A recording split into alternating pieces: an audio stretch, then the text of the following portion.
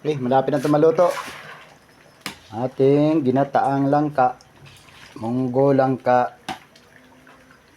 Ano? Tsaka may kunting baboy. Baboy. Pork chop. Ayan. Kunti lang. Taba-taba lang ng pork chop. Pang dagdag lasa lang yan. Oh.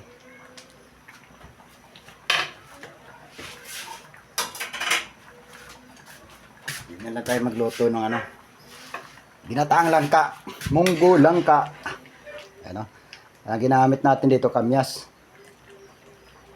Kasi wala tayong batuan dito napakahirap maghanap ng batuan dito. Yan, nailagay na natin dyan yung pangalawang piga. Ngayon, finishing na natin yan. Ito na yung unang piga. Yeah.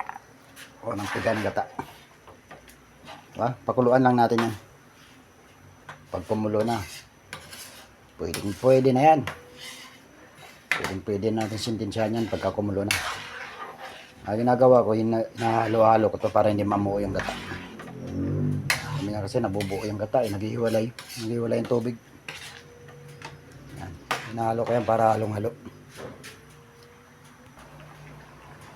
Okay, pwede na to. Sintensyahan na natin to.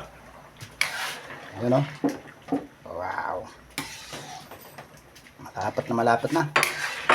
Tayo na natin yan. Diba? Oras na yan para sintensyahan. Wow. Ating kamyas yan. Alright. At bari, bakbakan na natin ito.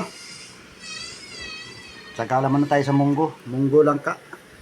Ginataan. Wow. Tara, let's go. Bakbakan na to. Sintensyahan na natin to.